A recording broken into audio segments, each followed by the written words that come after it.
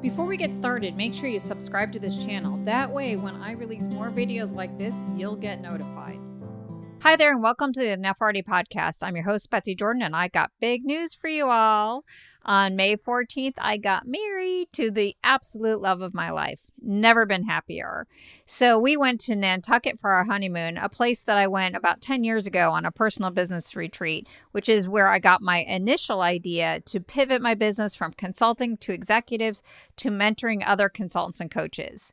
So it took me a long time to get to this business and life that I have now that is so much more than I ever envisioned for myself 10 years ago. I had absolutely no idea at the time that my real superpowers that I want to build my business on was my personal brand building and strengths whispering gifts and building this creative team, this branding team that I have who can take this strategy that I help my clients create and put it into an online platform that really just feels like my clients. It reflects the essence of who they are, magnetically appeals to clients that they want to serve. It's powerful. I had no idea at the time.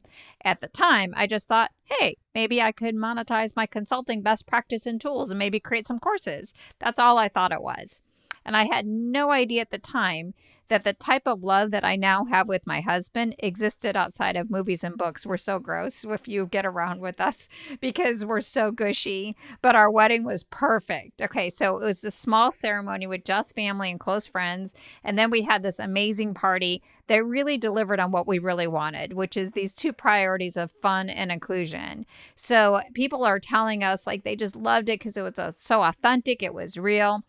And if you know me personally, you will be super happy to know that there definitely was a Sweet Caroline sing-along. So we had this great trip to Nantucket, someplace I've always wanted to go back to. So it was so interesting for me to be there 10 years later, almost to the date.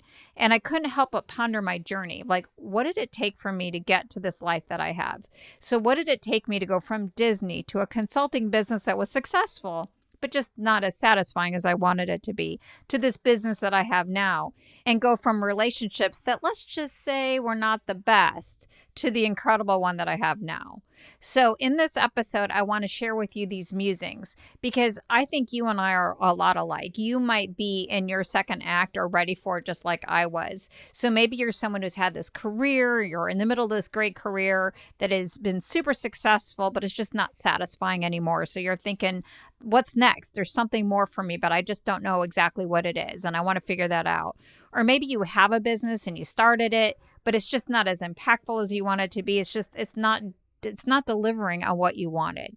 So the question that I really want to answer in this particular episode is, how do you navigate that nebulous journey from the first to the second act? Big picture. What does it really take to create a business and life that you really want? So this is what I'm going to unpack on today's episode. So let's dive in. So number one, first, let's talk about second acts and what is their role and purpose. So contrary to popular belief or what you might read about, your second act actually isn't the destination. It's the place in between where you are today and where you ultimately want to be. So I want to dig into my organization development background. And if you're an OD person like me, you'll know who William Bridges is. He's this change expert. And he has this transition model where he talks about change actually has three phases. There's the endings, there's the neutral zone, and then there's the new beginnings. The second act, it's the neutral zone. It's not the destination. Or let's talk about it from a screenwriting and storytelling standpoint. Every story basically has three acts. So the first act is where the main character is in their existing world and they're wanting more. It's like Dorothy saying, I want to go somewhere over the rainbow, or Luke saying that he wanted to get out of Tatooine. He didn't know what he wanted to do. The second act, that's when the character leaves their known world for this unknown world where they face challenges as they pursue what they want. And then the third act, that's when they achieve what they want and more. So they have wisdom that they can pass on to others. So let's be clear about the second act. It's not your destination. It's that in-between place between the first and the third acts. So it's that place that's full of these contradictions. There's like the excitement, there's possibility, but there's also ambiguity, confusion, resistance. So the first part of the second act is where the character tries to figure out how to survive in this new world, and then eventually they try to figure it out. So in storytelling, The second acts are the bulk of the story, and they are super interesting, right, to an audience. So, for example, one of my kids' long-term favorite movies is Legally Blonde. And so this movie opens in the first act, of course, where you have sorority president Elle Woods getting dumped by her boyfriend, who's kind of a douche, and she decides to go to Harvard. So her going to Harvard actually begins her second act. And so she's trying to figure out how to operate in Harvard and how does she succeed in law school. So initially she's lost, and then we see her start to figure it out. She gets a computer, starts studying, she succeeds in this world. So this is great to watch. This is super fun in a movie. It's not that fun to live, right? So this story plays out with my clients all the time, and it is really hard to live. My clients come to me at the end of their first act. They have a career or a business that's successful, just no longer fulfilling, and they want more. They want a business that they love, and they want a business that delivers on their income and purpose goals, and it supports their ability to achieve their total life priorities. The vision is great. The discomfort of the second act, not so much. That's why so many people resist the second act. It's that fear of the unknown. This is why all that imposter syndrome comes up and the worry about, do I have what it takes to make it through this in-between space? It's sort of like you're in the already but not yet. It's sort of like this ambiguous zone. It's not fun to live. It's great to watch, not fun to live. So that's where I do so much work with my clients to overcome this. Like, this is why my brand positioning and messaging is so significant. The strategy and the mentoring I do is I offer more than, okay, so how do you stand out in the marketplace? That is a big part of it. And what's your point of differentiation? But through this work, we overcome the fear of the unknown because we replace it with that clarity. That's why this is so important. So, but it doesn't change the fact that second acts are uncomfortable. That's why William Bridges calls this the neutral zone, or Joseph Campbell might label this the unknown world. It's uncomfortable. So that's the first point. Let's talk about the second point. The second act only begins when you make the courageous choice to leave the first act and all the trappings there. So for the second act in a story to begin, the hero or the heroine has to leave their known world and step out into the unknown world. Every single story requires this. Luke doesn't become a Jedi while hanging out on Tatooine. Harry does not become a wizard without going to Hogwarts, and Elle's journey does not begin until she goes to Harvard. So your dream career and life won't happen if you just choose to stay where you are. I have a theory that every high achiever who winds up waking up to these desires for more, if they're on a personal growth journey, a spiritual journey, if they're looking for more significance and purpose, will eventually leave their corporate life, or maybe the corporate life as they defined it, because of the importance of this unknown world. So it's always about the leaving, and for years in my personal life, I felt so much shame over the fact that I've been divorced, that I had left these relationships. But when I was in bliss with my new husband, I realized I never would have had this if I stayed in my marriages that was long dead and dysfunctional. So I really understand the concept now that you may not marry the right person all the time, but you can certainly divorce them. And I no longer feel shame. I feel it's been reframed for me. Now I feel like, wow, I was really courageous to continue to leave things that no longer served. So part of the reason why it took me so long, though, to build my dream business is because I got all this well-meaning but very ineffective advice from other people, especially my accountant, who told me I could not stop consulting until I made my mentoring equally profitable. But that never happened until I formally retired from consulting and I built my brand and online presence around my brand mentoring. So leaving is the first step, leaving the comforts of the steady paycheck, leaving the security of the 9-to-5, leaving your business model that you might have spent a bunch of money on, but it's not serving you. That's the crucial step. And that's why this process is so hard. And that's why so few actually go on this journey or go on it to a completion.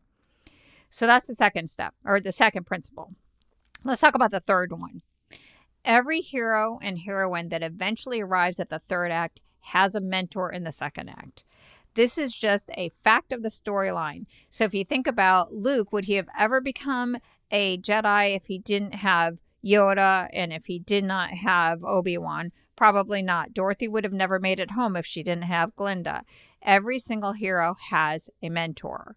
A good portion of my clients come to me for help is because they are tired of doing it on their own. They want somebody outside of them to give them validation, to give them support.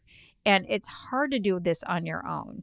So many people, many people advise you that after leaving your job, like, just go out there and get clients. And it could work for a while. But here's the predictable path. If you do that, there is a high chance that you're just going to recreate your salary and your career through your business, that career you've long outgrown. That's what I wound up doing in both my business and my personal life. So I did get people who were super willing to pay me for all kinds of things that I thought I wanted at the time because, I didn't know. I didn't really have a mentor. I just had people who were sort of implementing things for me, so I had lots of people who would help me build a website, start marketing, create pipelines, but none of them really asked me to stop and consider, what is it that I really wanted? Where was I at? And who was I? Like all of those really essential questions, that I was asking at that, mid-career, midlife kind of place. And this is why I'm so passionate about the approach that I use with my clients. I encourage everybody to go slow to go fast. And what I do is I really ask them to take a beat for half a second. It's not like we have to take forever. We just have to take the step to figure out, who are you and what do you want? All of my work, the first order up for bids for all of my client work, especially through my brand positioning, is a life inventory to help my clients uncover, what's coming up in you in terms of your lifestyle priorities, how have they changed, and what do you need your business to deliver on from that standpoint. But then we also look at your career. What strengths do you have? Do you actually really want to build your business around? And a lot of times those strengths aren't what your formal expertise even is. So we need to spend some time unpacking it. This is why going slow to go fast is so important, because this is how you make the most of the magic of the second act. The second act is transformational if you allow it to be transformational. And it's hard to do that without that outside perspective, without somebody who's a seasoned mentor, who has been where you want to go, can show you the way, who can give you a plan, and also help you with the mindset issues. Because without challenging your existing way of thinking, you will just recreate it over and over again. That's why we often date the same person over and over again. So when I got serious about finding the right relationship, versus all the that'll do ones that I settled for, I was super lucky because I had not one, but two dating coaches on speed dial. My first dating coach is Judy. Judy was like my dating whisperer. I don't know what to call Judy. She was so powerful to me. So she, through so many different conversations and through some of the books she had me read, she helped me figure out what I really wanted in a relationship. So she actually used her writing skills to help me create an online profile. But the most important thing she did is she really helped me hone my intuition. So after I would go on a date, I'd call her up and it's like, hey, this is what happened. And Judy would help me figure out like what I wanted and what I didn't want. And she also helped me create scripts to let people know that I didn't want to date them because I wasn't really good at just like cutting things off. And then I had my client, Rachel. And her website is actually featured in my portfolio on my website. So if you want to learn about Rachel's services, you can head on over there. It was really cool. As I was helping her figure out her signature program, I was learning so much about the steps to finding love, especially for a high-achieving woman like myself. But Rachel would drop these like knowledge bombs on me. I don't even think she realized what she was doing. She would say things like, well, if he doesn't ask you a question in the first 30 minutes, like, wrap up your, wine and get your check and leave. I'm like, that's interesting. So if it wasn't for the two of them, they really helped shift my perspective on the dating process and more importantly, how I should be treated. So that when Scott, my husband, showed up, like I knew this was different and I knew it was right. So the third act is qualitatively different than the first act. The values that rule the first act of our lives oftentimes revolve around security, survival, belonging, order, status, authority, control. The values that rule the third act often revolve around creativity and synergy and human rights and global justice. You can't just like adopt values and put them on like clothes. They're developed in you, but it's the values of the second act that allow those other values to emerge. So values in the second act are like detachment, solitude, discernment, contemplation, all the things a wise mentor helps you with. So it's for these reasons, I've worked so hard on this business model and my approach for the brand building and surrounding my brand positioning strategy with a team that provides the end-to-end creative branding services, such as website copywriting. So one of the most powerful things that are going on right now in my business is I have clients who are able to just kind of like talk, like we do interviews, and I talk to them about what is it that they want to communicate. And I have a copywriter who turns it into that website copy, which allows my clients to visually get that mirror and that reflection, like, yeah, this is what my business is all about. It's like what's inside of me is getting manifested. The same thing happens with visual branding. When we work through the visual branding process, it's more than just getting a logo or a color palette. It's taking that combined with the photos and putting it all together that my clients could actually see the business that they have in their heart. And it's a action learning opportunity to really help my clients move through the second act, which fast tracks the arrival to the third act. So from my perspective, there's necessary pain and struggle in the second act. And then there's a whole bunch of unnecessary pain and struggle that I experienced that I could have avoided if I would have had somebody outside of me, helping me, figure out what I needed to do and avoid all that expensive trial and error. So if you do want this type of personalized support and guidance, and you need someone to help you through your second act so you could have a business and a life you really want, definitely let's chat. Head on over to my website at www.betsy.com .com/schedule, and let's get some time on the calendar and let's talk about what you're looking for. So those are the 3 points that I want to make about your second act and how you move into that business and life you really want. So let me recap the main points.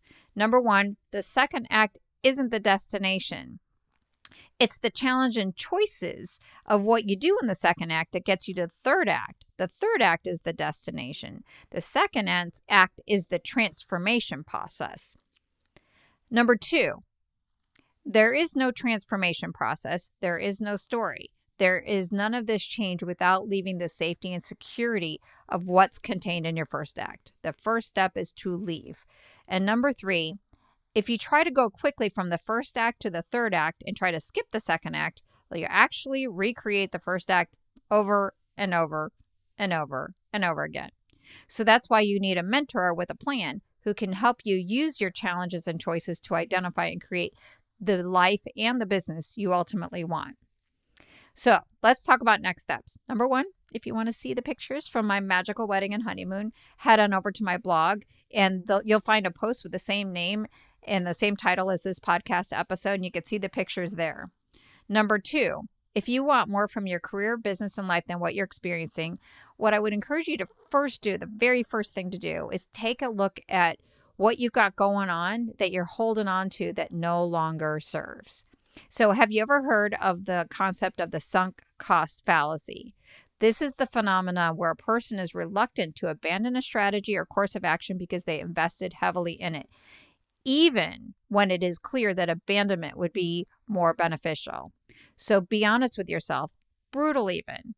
Are you sticking on a course of action, business-wise, career-wise, life-wise, because you believe in it, or because you've already invested a ton of money and time into it and you don't want to waste all that money? Now, no judgment here. I've done that so many times, but I promise you, the life you want won't appear until you let go of the life you don't want. That's the hard truth, but it is what it is. So I would just encourage you just to take a look at it. No judgment, just that hard truth for yourself. And if you're someone who's sick and tired of doing all of this business and life transformation stuff on your own, if you're sick and tired of doing all this business and life transformation on your own, or if you had enough of the group programs and the generic best practices and you want more of a personalized approach with a strategist like me and a creative brand design team who can help get those visions out of your head, manifest it quicker with less angst, and turn the whole process of business building into a personal growth experience, let's chat. You can check out my programs at my website, www.betsyjordyn.com. And you could schedule a call for me from there, or you can sign up for a bunch of freebies I have there. I have so much stuff on my blog. You've got a lot of stuff. You could also check out my YouTube channel. So I got a lot of ways to help you from a best practice standpoint. But if you need that personal help, definitely schedule a call with me. So that's it for this episode. I'm starting a new series next week about my number one strategy for building a high income, high impact business and premium brand. Be sure to hit subscribe or follow in your podcast app so you don't miss it. Until next time, thanks for listening.